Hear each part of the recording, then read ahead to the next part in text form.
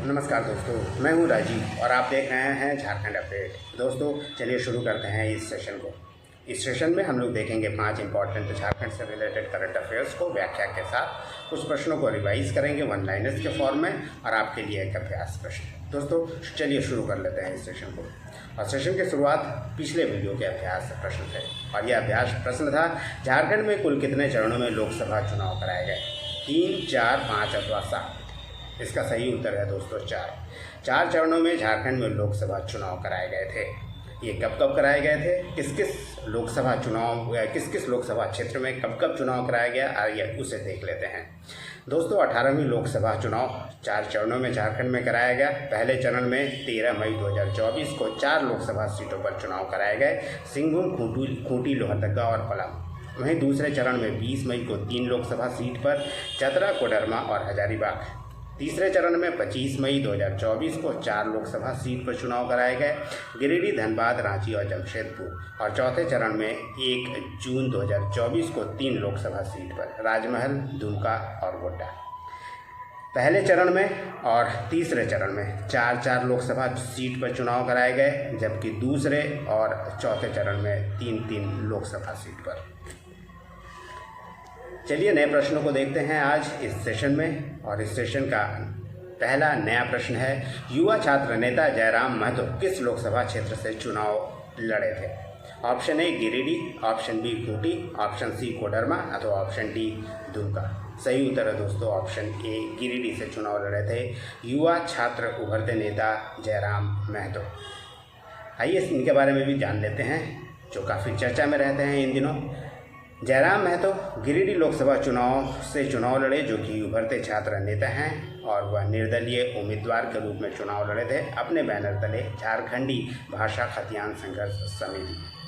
उन्हें कुल 3,47,322 मत मिले और वह तीसरे स्थान पर रहे थे और चुनाव जीतने में सफल हुए थे गिरिडीह से चंद्र प्रकाश चौधरी, जो 17वीं लोकसभा में भी सांसद थे और आज से हैं ये। आपको बता दें कि उभरते छात्र नेता जयराम महतो ने एक पार्टी का भी गठन किया था कुछ दिनों पहले, जिसका नाम JBKSDD है, यानी झारखंड भाषा खतियान संघर्ष समिति। प्रश्न नंबर 2 है, सेब के किस वैरायटी की फल रांची में फल दे रहा है, जो काफ़ी चर्चा में है? इसके लिए ऑप्शन है, option A scarlet spur, option B Jeromin, option C Anna अथवा ऑप्शन डी उपरोक्त सभी, ऑल अबव। इसका उत्तर है दोस्तों ऑप्शन सी, अन्ना नामक एक वैरायटी है सेब का जो रांची में फल दे रहा है, जिस कारण ये चर्चा में है, यानी ऑप्शन सी इसका सही उत्तर है। आपको बता दें कि अन्ना किस्म है, एक वैरायटी है सेब का, और रांची की परिस्थितियों में फल देने में इसे सक्षम पाया गया है, यानी इस किस्म ने रांची में फल देना शुरू कर दिया है। आपको बता दें कि बिरसा एग्रीकल्चर यूनिवर्सिटी में शुरुआती प्रयोग किए गए, इससे संकेत मिला है कि इसे रांची में उगाया जा सकता है। बिरसा एग्रीकल्चर यूनिवर्सिटी के बागवानी जैव विविधता पार्क में फरवरी 2022 के दौरान 3 सेब किस्मों को लगाया गया था, और ये किस्म थे स्कारलेट स्पर, जेरोमिन और अन्ना। और अन्ना किस्म में इस साल फल भी लग रहे हैं। इस पार्क में अन्ना किस्म के 18 पौधे लगाए गए हैं और पिछले साल भी इस किस्म यानी अन्ना किस्म ने कुछ फल दिए थे, लेकिन अन्य 2 जो किस्म हैं, वैरायटी हैं, जो हैं स्कारलेट स्पर और जेरोमिन, इसमें फल नहीं लगा था। इसलिए अन्ना को सफलतापूर्वक कहा जा रहा है कि इसे उगाया जा सकता है, इस वैरायटी को झारखंड के परिस्थितियों में।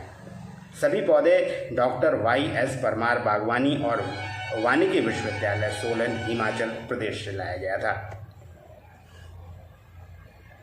इसके अलावा बिरसा एग्रीकल्चर यूनिवर्सिटी के बारे में थोड़ा जान लेते हैं। बिरसा एग्रीकल्चर यूनिवर्सिटी रांची में स्थित है, जो कि झारखंड का एकमात्र कृषि विश्वविद्यालय है। इसका उद्घाटन तत्कालीन प्रधानमंत्री श्रीमती इंदिरा गांधी के द्वारा 26 जून 1981 को किया गया था, यानी कह सकते हैं कि उद्घाटन या स्थापना 1981 में किया गया था बिरसा एग्रीकल्चर यूनिवर्सिटी का। और इस यूनिवर्सिटी की स्थापना में कार्तिक उरांव का प्रयास सराहनीय रहा था, और इसकी स्थापना का उद्देश्य था शिक्षा, विशेषकर कृषि संबंधी शिक्षा। आपको बता दें कि विश्वविद्यालय का उद्देश्य कृषि, पशु चिकित्सा, विज्ञान, पशुपालन, वानिकी और अन्य संबंध विषयों के क्षेत्र में ज्ञान और कौशल प्रदान करना है।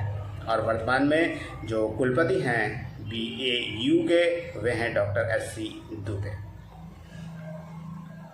प्रश्न नंबर 3 है 7 जुलाई 2023 को दामोदर वैली कारपोरेशन के कितने वर्ष पूरे हो गए? Option A 25, option B 50, option C 75 अथवा ऑप्शन डी 100। इसका सही उत्तर है दोस्तों ऑप्शन सी 75 वर्ष पूरे हो गए। 1948 में DVC की स्थापना की गई थी, अतः 75 वर्ष पूरे हो गए हैं DVC के, यानी ऑप्शन सी इस प्रश्न का सही उत्तर है। इस संबंध में भी आपको बता दें कि 7 जुलाई 2023 को DVC यानी दामोदर वैली कारपोरेशन का 75 वर्ष पूरा हो गया है, यानी इसने हीरक जयंती मनाया है।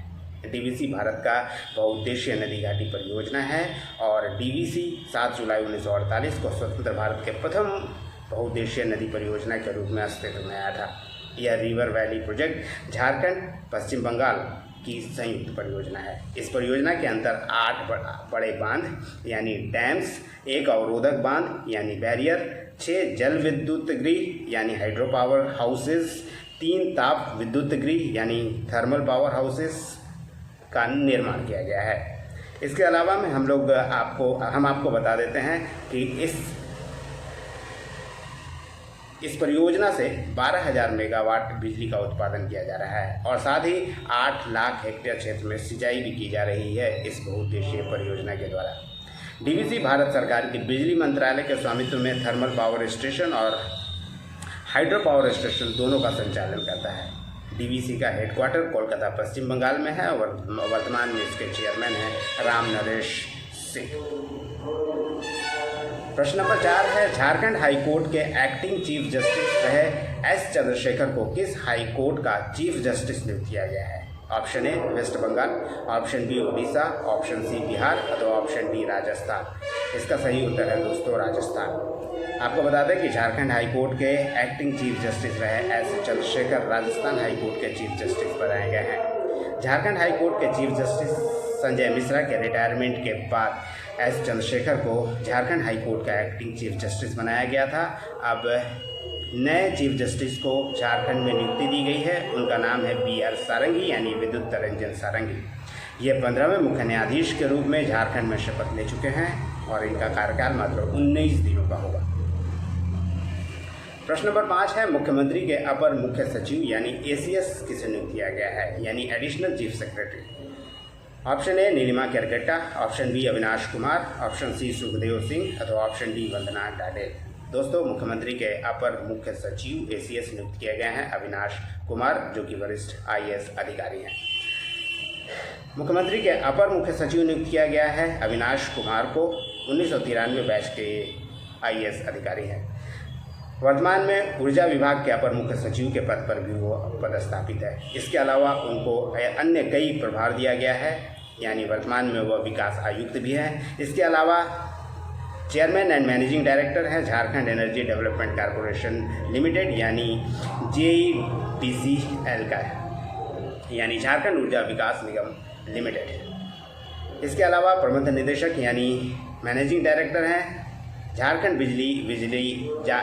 बिजली वितरण निगम लिमिटेड यानी JBVNL का। झारखंड बिजली वितरण निगम लिमिटेड के वो मैनेजिंग डायरेक्टर के प्रभार के पद पर भी हैं। इसके अलावा दोस्तों आपको बता दें कि झारखंड भवन नई दिल्ली के मुख्य स्थानिक आयुक्त के प्रभार पर भी है, यानी chief resident commissioner of Jharkhand भवन में नई दिल्ली में पदस्थापित है।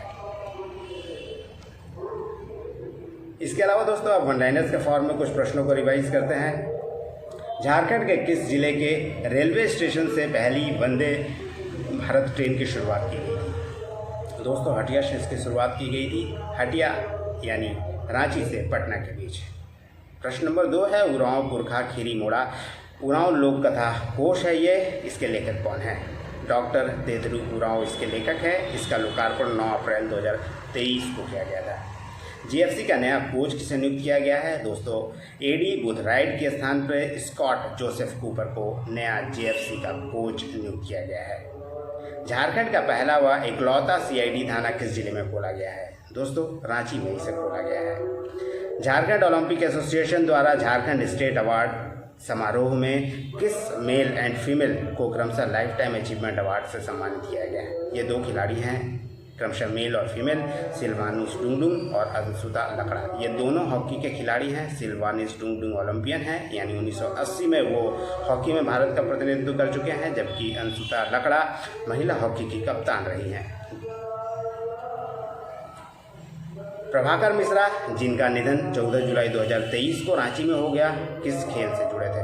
दोस्तों, फुटबॉल के एक प्रसिद्ध खिलाड़ी थे प्रभाकर मिश्रा, जिनका निधन हो गया था। देश के दिग्गज उद्योगपति रतन टाटा को किस राज्य सरकार ने पहला उद्योग रत्न पुरस्कार से सम्मानित किया है? यह दोस्तों सरकार है महाराष्ट्र सरकार, जिसने रतन टाटा को अपने पहले उद्योग रत्न से सम्मानित किया है। प्रधानमंत्री नरेंद्र मोदी ने झारखंड में निर्मित किस उत्पाद का तोहफा अमेरिकी राष्ट्रपति को जो बाइडेन को दिया था? उत्तर है तसर सिल्क का कपड़ा। उन्होंने गिफ्ट के रूप में जो बाइडेन को प्रदान किया था। दुग्ध उत्पादकों को प्रोत्साहन राशि 2 रुपये लीटर से बढ़ाकर कितने रुपए लीटर कर दिया गया है? दोस्तों, अब तक 2 रुपये लीटर प्रोत्साहन राशि दिया जाता था दुग्ध उत्पादकों को। अब 1 रुपये बढ़ाकर इसे 3 रुपये कर दिया गया है। खेलकूद को बढ़ावा देने के लिए grass root training centre Jharkhand के किस विभूति के नाम से स्थापित किया गया है? यह है डॉक्टर सिद्धू कानू। डॉक्टर सिद्धू कानू युवा क्लब होगा, जो कि प्रसिद्ध विभूति हैं सिद्धू कानू, उनके नाम पर हुआ। पेस्टिसाइड एंड फर्टिलाइज़र का उपयोग कम करने के लिए कौन सी योजना कार्यक्रम चलाया जा रहा है? यह योजना है फसल सुरक्षा कार्यक्रम। जमशेदपुर में देश का पहला हाइड्रोजन ईंधन प्लांट के लिए 25 अगस्त 2023 को मुख्यमंत्री हेमंत सोरेन ने MOU पर हस्ताक्षर किया। यह प्लांट किस नाम से जाना जाएगा? दोस्तों, इसे जाना जाएगा TCPL green energy solution private limited के नाम से। और टाटा मोटर्स लिमिटेड और टाटा कमिंस लिमिटेड का यह संयुक्त उपक्रम हुआ।